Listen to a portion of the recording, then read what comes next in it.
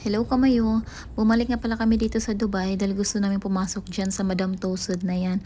At dito nga lang pala kami nagpark sa Valley Parking at sila na pong bahala sa sasakyan nyo. Hindi ko nga lang po alam kung magkano po ang bayad nun or per hour po ata yung bayad o ganun. Pumasok nga lang pala kami dito sa The Wharf kasi dito po kasi sa loob niyan ang entrance ng Madam Tussauds na yan. Lumabas nga pala muna kami para makita ko to ng malapitan itong parang malaking Ferris wheel. At ito nga pala yung Madam Tussauds. O ayan po, dyan po yung reception nila. Tapos, ayan po, unang-una ko nakikita is si Rihanna. Para talaga silang totoo, grabe yung wax. Talaga na pagkagawa nila maganda. Ito nga pala yung elevator nila dito. Ang entrance fee nga pala nila dito is 150 or 130 dirhams po yun. Medyo nakalimutan ko na. Tapos, kung may Fazaa discount po kayo is makakabil po kayo ng discount nila. Pag platinum holder naman po kayo is may 30% discount. At pag Fazaa discount lang po talagang meron kayo is 25% discount po. Except na lang po ng Friday at public holidays po. Yan po ang nakalagay doon sa terms and condition nila. At tingnan nyo, ang gaganda ng pagkagawa. Kamukhang kamukha talaga. Ayan si David Beckham tapos asawa niyang si Victoria. At ito naman po si Kendall. Ang ganda din niya.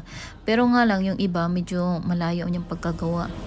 Ang dami nga pala dito. Hindi ko nga lang pala kilala yung iba talagang mga celebrity. Wow, you really know how to strut down the catwalk. Nagtawanan nga pala yung mga babae dito na kasama din namin sa likod kasi yung jowa ko kasi na nag-video sa akin is napagkamala nilang statue din. Nakakatawa, hindi ko nga alam pala alam yun. Sinabi lang ng jowa ko kasi may humawak kasi sa kanya. Akala na nila statue din siya nakatutubo.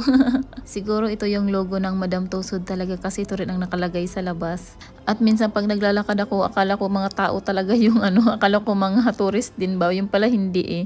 Ang ganda kasi talaga ng pagkagawa eh. Si Jackie Chan din kuhang-kuha. Tapos itong babae sa Hunger Games. So ang ganda talaga ng pagkagawa. Ayan, ito naman medyo hindi ko kilala kung sino to. Yung iba kasing mga celebrity dito is kilala ko lang po sa mukha nila. Pero yung mga pangalan nila is hindi ko po alam. Katulad na lang nito, lagi ko siyang napapanood sa mga action movie. Pero hindi ko talaga kilala. Ito alam ko si Tom Cruise to eh, kasi ang gwapo. Char. Ito siguro is mga Indian actors to kasi ganyan ang mga itsura ng mga Indian eh. Ganito ata yung mga damit ng mga belly dancer or kaya mga Indian, mga babae, ganyan ang damit nila. Tapos ayan mga Indian actors nga, yung mga kan-kan, ganun. At ito naman siya, kilala ko to. Hindi ko nga lang alam ang pangalan niya pero alam ko mukha niya. Model siya ng Malabar Gold kasi kahit saan dito sa UAE siya yung model ng Malabar Gold. Tapos ang ganda rin ng design dito, mga bulaklak. At sa area naman dito is mga sports. At hinanap ko nga din para dito si Manny Pacquiao kaya lang wala siya dito. Baka ginawan siya ng sa ibang lugar siguro. Mga sikat din sila to sigurado kaya lang hindi ko sila kilala. Ito hindi ko alam si Cristiano Ronaldo pala yan. Iba kasi yung mukha niya. Tapos yung iba ding mga mga hindi ko nga pala sila kilala pero nandito din sila. At ito naman hindi ko alam kung taga saan siya o bakit siya famous kasi nandito siya eh. At ito nga pala si Will Smith ata.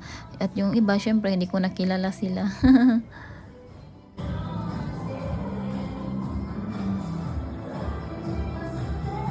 Ito alam ko si Darak to. Ayan kilala ko mukha niya.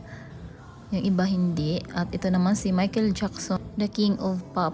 Tapos ito namang mga iba, yan hindi ko rin sila kilala. Siguro ito si Lady Gaga. Tapos ito feeling ko parang si Mr. Beast, hindi ako sure. At itong iba naman hindi ko kilala. Ito alam ko si Justin Bieber to. Tapos ito naman is si Miley Cyrus. At ako naman kunyaring nagda-drum. Yung pala hindi marunong. Dito nga pala is pwede kayong gumawa ng yung kamay nyo po, anong tawag dyan, wax hand.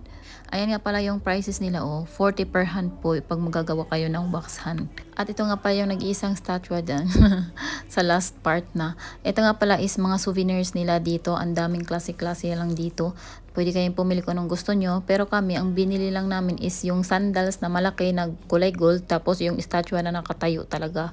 Yun po ang binili namin. Kaya lang yung maliit lang binili namin kasi mas metal kasi yun. Yung iba kasi parang plastic na lang siya. Katulad yan yan ang binili namin Yung metal na maliit tapos sandals.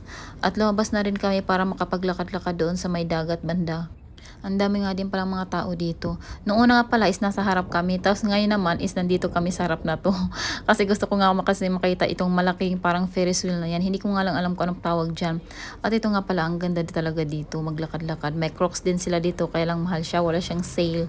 Nung nagpunta kami dyan. Ayan o, sa may tabing dagat. Ang sarap maglakad-lakad dito. Nung nakakita kami ng McDo, sabi ko kakain na muna kami dito sa McDo. At pagkalabas nga pala namin is nakita namin si Groot. Ang cute niya talaga. Siya kasi ang paborito ko eh. At nung nakuha na namin ang sasakyan ay umalis na rin kami. Yun lang, bye kamayo!